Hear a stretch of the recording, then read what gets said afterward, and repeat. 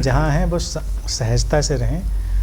हम लोगों की प्रॉब्लम क्या है, एक देखिए जैन में एक स्टोरी वो लोग कहते हैं कि, और बड़ी समझने वाली इंटरेस्टिंग स्टोरी है।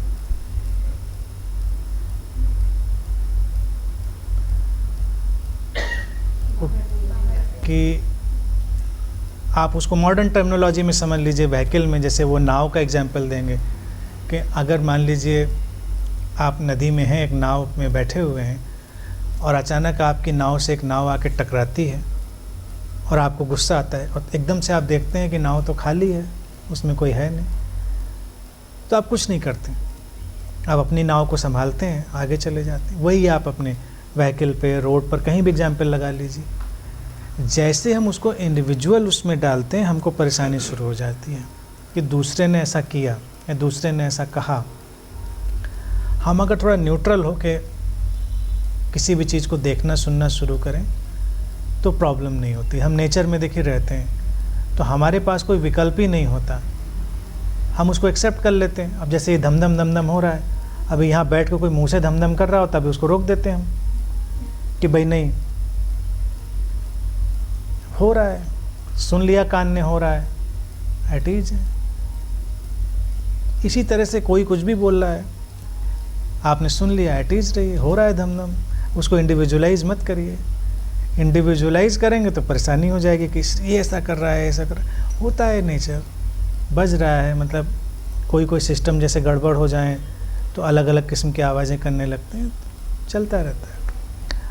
नेचर में इतना कुछ हो रहा है, इसीलिए मैं ये मानता हूँ जब कोई मेडिटेटर हो जाता है तो उसको म्यूजिक की, ये सब चीज़ की ज़रूरत नहीं थी। जो नया नया जैसे होता है ना, कहते हैं नया नया मुल्ला ज़्यादा प्याज खाता है। पता नहीं मुहावरा क्यों बना, प्याज से क्या रिश्ता है मुल्ला के, हम मुझे नहीं पता आइडिया, लेकिन मुहावरा है ना ये। या नया मुल्ला नमाज ज़्यादा पढ़ता है, इस तरह कुछ मुहावरे हैं। तो नया नया जैसे कोई मेडिटेटर होता है तो बड़ी मेडिटेटिव बातों में, ध्यान की किताबों में, सूदिंग म्यूज़िक लगा के सुनने में बड़ा एंजॉय करता है और उसको लगता है बड़ा अच्छा।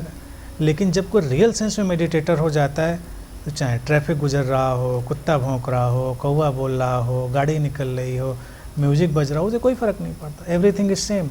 तो किसी नई चीज़ की तलाश भी नहीं करता। अगर है फ्लूट अच्छी बज रही है तो इट्स ओके, नहीं बज रही है तो इट्स ओके। वो इन्वॉल्वमेंट उसका नहीं है उतना ज़्यादा। तो इन्वॉल्वमेंट ना होना हमको एटीज कर देता है। इसीलिए मैं हमेशा एक चीज़ कहता हूँ कि आप देखिए जंगल जाते हैं तो जंगल में सबको बड़ी शांति मिलती है, अच्छा लगता है। क्यों? क्योंकि जंगल अनऑर्गेनाइज्ड, नेचुरल है, अपने ही एक फ्लो में है, वहाँ कुछ भी हमारी एक्सपेक्टेशन के अकॉर्डिंग नहीं है, इसीलिए शांति लगती है। और कुछ भी हो सकता है, कहीं बंदर बोल के चला गया तो कहीं कोई बुलबुल बोल के चली गई, तो कहीं कुछ कहीं पत्ते सड़ रहे हैं तो कहीं पत्ते उग रहे हैं। मतलब इतना केओस और आर्डर का एक मिक्स फॉर्म है। अपने हम मैनिक्योर्ड लॉन में बैठ के बोर और उदास हो जाते हैं, कितना भी अच्छा बना लें, बहुत वेल मेंटेन्ड, 20-25 दिन देखते देखते हम डिप्रेस्ड हो जाते हैं। फिर लगता है लॉन में पार्टी करें, डीजे धमधम धमधम करें। अब हमको लॉन, लेकिन जंगल में जाके धमधम करने का मन नहीं करता। जंगल में जाके लगता है बस जो कुछ हो रहा है सब उसको थोड़ी देर शांति से फील करें, क्योंकि वो अनऑर्गेनाइज्ड ब्यूटी जो है ना वो बड़ी खूबसूरत होती है। तो उसको फील, वो मेडिटेटर की रियल स्टेज होती है। हमें किसी चीज़ से स्ट्रगल नहीं, सब अपने अपने नेचर में है। हमको क्या करना, हम अब आपके बच्चे ही हों मान लीजिए, आप उनको ट्रेन करिए, एजुकेट करिए, सब करिए, सिविलाइजेशन सिखाइए, कल्चर सिखाइए, फिर भी वो अपने जैसे होंगे। सब कुछ करने के बावजूद वो अपने जैसे होंगे, तो उनको उनके जैसा एक्सेप्ट कर लीजिए। अगर ठीक नहीं निकलते हैं तो मैं देखता हूँ कई पेरेंट्स बड़े डिमोरलाइज्ड और डिप्रेस्ड और थोड़ा शर्म भी महसूस करते हैं। आपकी शर्म क्या है, वो जैसा है वैसा है, नेचर ने उसको बना दिया, आपने अपने एफर्ट कर लिए थे ना। अब वो कुछ भी करे, आपका उसे शर्म क्या, आप इतना एसोसिएट क्यों कर रहे हैं? और उसी का उल्टा भी, वो अगर बहुत कुछ अच्छा है तो आप इतना प्राइड में क्यों हैं? वो भी अपनी तरह का है, जैसा है आप बस एक्सेप्ट कर लीजिए। जितना उससे अच्छा मिलता है एंजॉय करिए, बुरा है तो उससे अपनी सेफ्टी कर लीजिए। इतना ही कर सकते हैं, इसके सिवा कुछ नहीं। तो एक वे डेवलप करिए।